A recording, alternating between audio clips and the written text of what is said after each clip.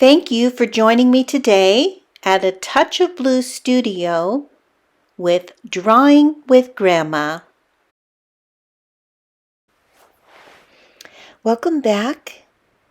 Thank you for coming back to watch the second part of this painting of the heron in oil on canvas. I have let the first layer dry a little, but it is still wet enough to manipulate. And as you know, I did the foundational painting with a series of gray and blues in order to do the background and to establish the form of the bird itself. Now I'm going to add a couple more colors to the palette, and I am going to use a little bit of black into the Payne's Gray to make sure that this wing structure is very dark where it needs to be, and that will give a lot of contrast to that underbelly, to the turn of the neck, and to his tummy and where the legs protrude from his belly area. I'm also going to use more careful strokes when it comes to establishing some texture on him. So you can see that I'm using an angled brush to try to move the paint in the direction of the feathers with a variety of values. So I'm using some lights, and then I'm going to move to the dark grays and try to move those together in a fluid way so that it looks like the wings and the feathers are laying on top of each other.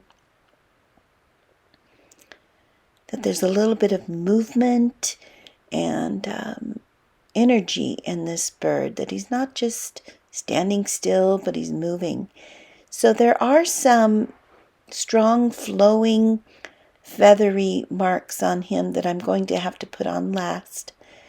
And hopefully that'll give him some kind of sense of action and to fit more of the context of his environment. The underbelly, as I said, is very dark. I've added a little bit of reddish brown into that black because his body under there is brown gray. So I've been using a lot of varieties of gray, blue grays, and then a warmer gray with the reddish brown.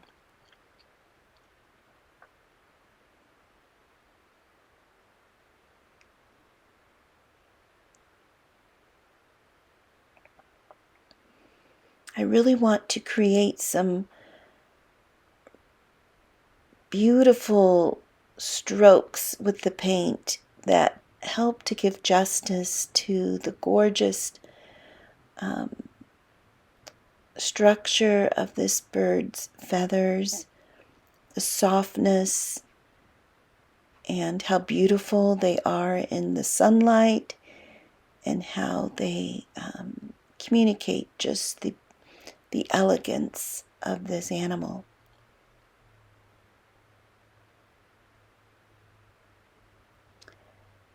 I think I need to really make sure that the upper neck and the head are very correct and are worked on extensively, because they are the focal point. They are going to be the main area of interest in this painting. And I want his expression to be appealing and soft and beautiful. And right now I think he has a little bit of a scowl, so I think I'm going to adjust his eye a little bit and move it a little bit to the left. I'm going to work on adjusting that brow so it's not quite so harsh. So I'll be working on that little by little, but there are other areas that really need attention, and this top edge of the wing and that turn of the neck and the edges where the light is hitting the strongest really need to be unified. So I'm using a smaller brush now and trying to establish some real dominant hairs that are the lightest light, and of course adding some texture and some layers of the feathers.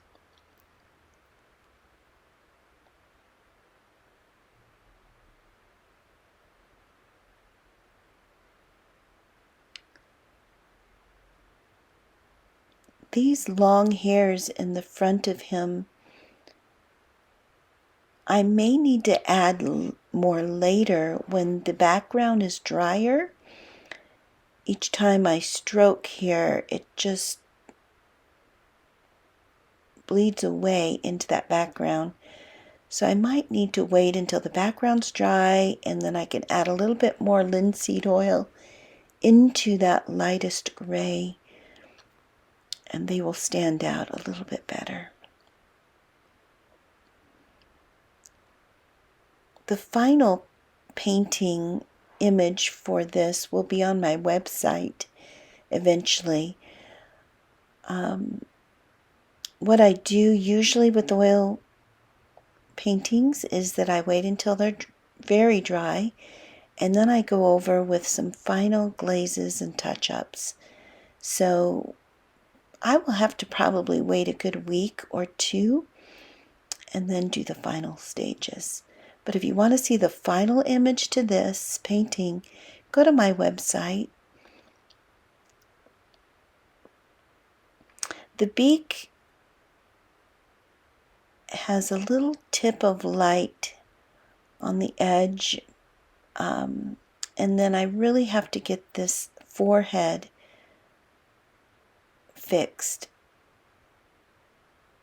And make sure that that cheek is nice and bright and bold. That leads us down to that gorgeous turn of the neck.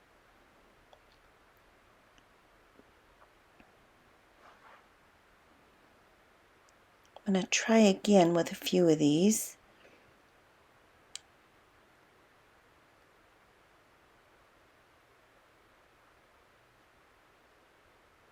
It's holding a little bit better.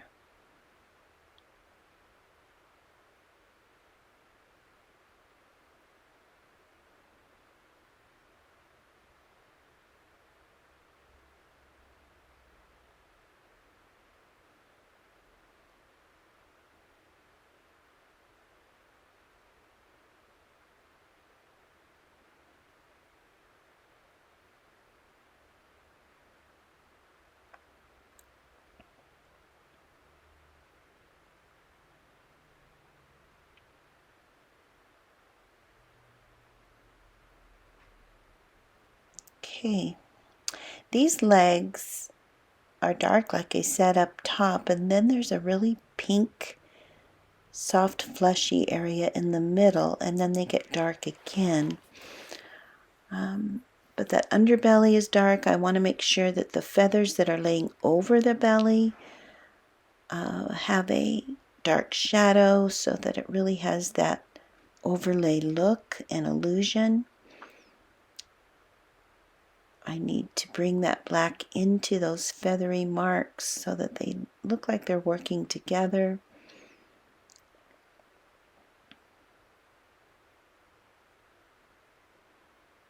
And then he has some gorgeous pattern on his neck and the front area.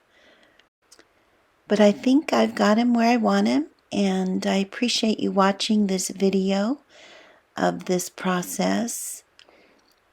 Here's the finished image of the painting. I've removed the tape, and again, you can look at my website in a couple weeks to see the final image.